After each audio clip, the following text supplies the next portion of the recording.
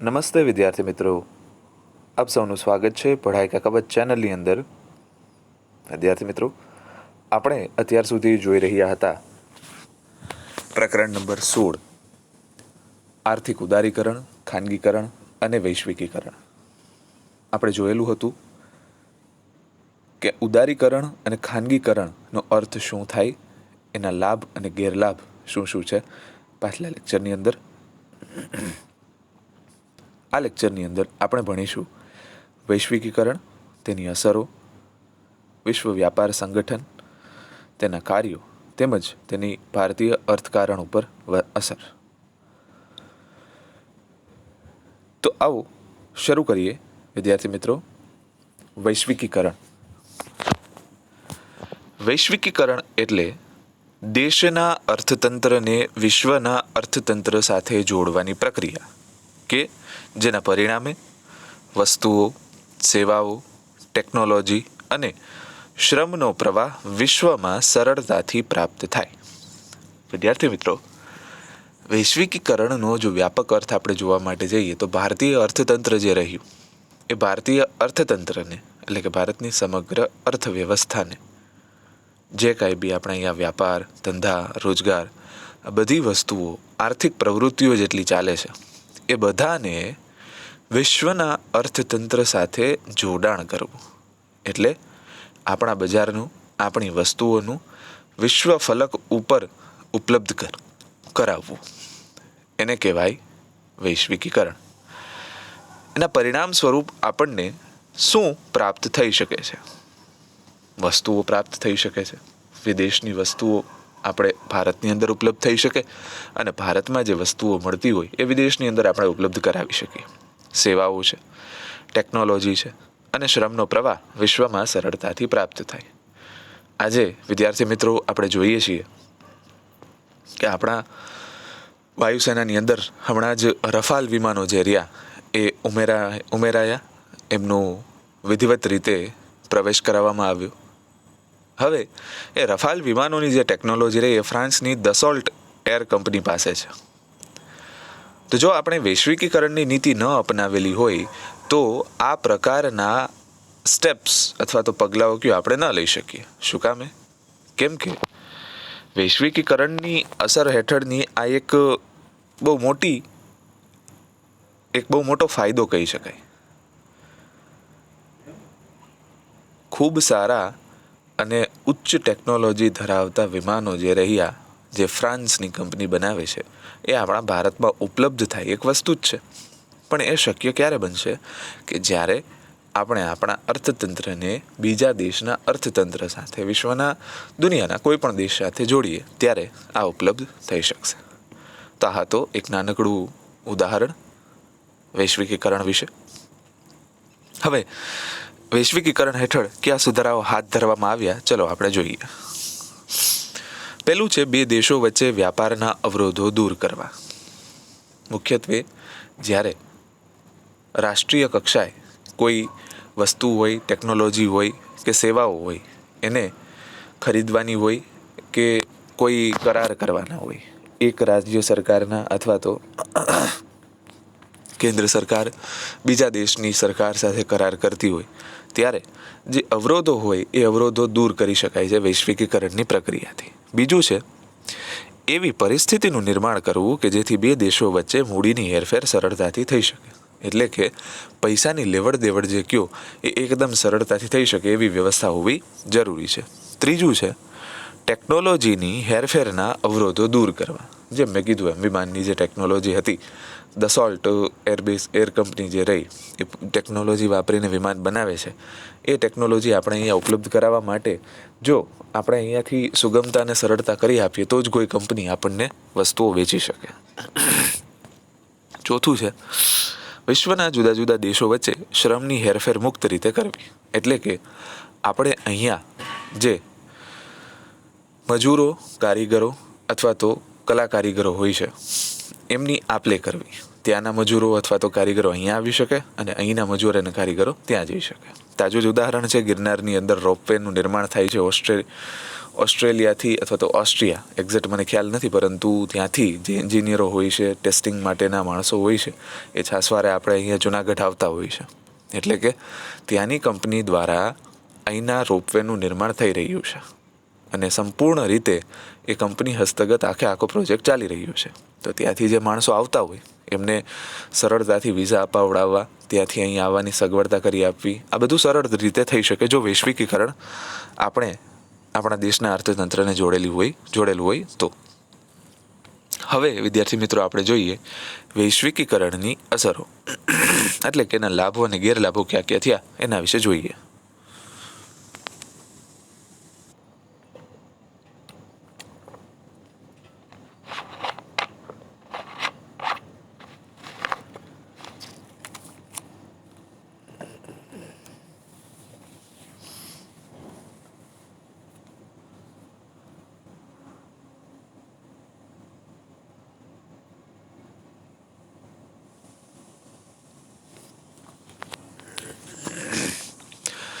પ્રથમ લાભ વિદ્યાર્થી મિત્રો છે કે વૈશ્વિકીકરણના પરિણામે દેશમાં વિદેશી મૂડીરોકાણને પ્રોત્સાહન મળે છે.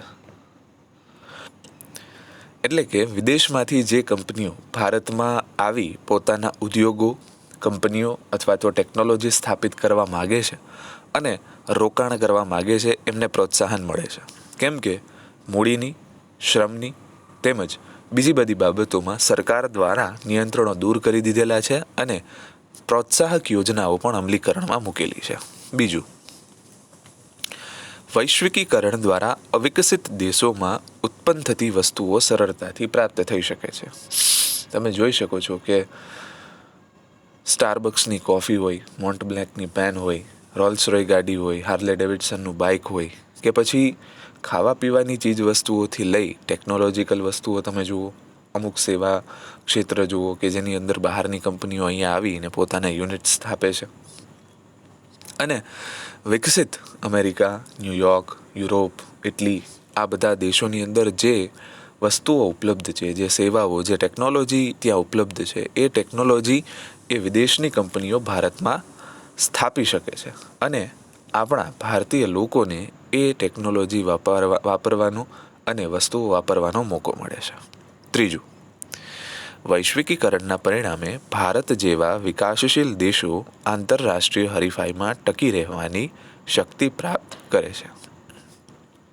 તો વૈશ્વિકીકરણની એક અસર એ પણ આપણે ગણી શકીએ કે સમગ્ર વિશ્વની અંદર જો અત્યારે કોઈ પણ રાષ્ટ્રએ ટકી રહેવું હોય તો જે એક બંધિયાર નીતિ અપનાવવામાં આવતી હતી પહેલાંની, કે આપણો દેશ જે રહ્યો એ બીજા દેશની વસ્તુઓ ન વાપરે, આપણે બીજા દેશની ટેકનોલોજીને ન સ્વીકારીએ, બીજા દેશની કંપનીઓ મૂડીરોકાણ અહીંયા ન કરી શકે, તો એ દેશ ખૂબ જ પાછળ રહી જાય છે.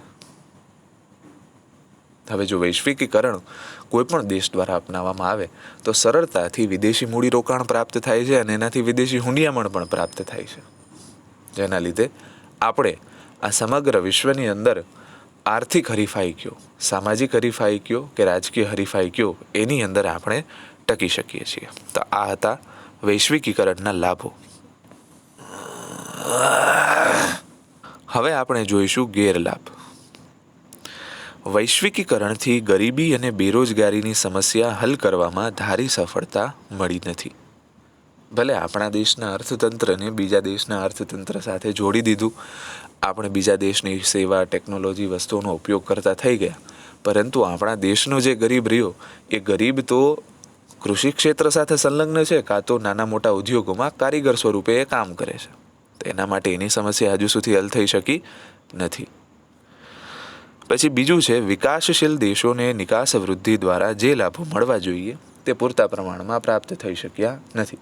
એટલે કે આપણે અહીંથી જે નિકાસ કરવામાં આવે છે અને નિકાસનો જે આપણને લાભ મળે છે, જે આપણને પૈસા પ્રાપ્ત થાય છે, હજુ સુધી એટલો બધો નોંધનીય લાભ આપણને થયેલો નથી.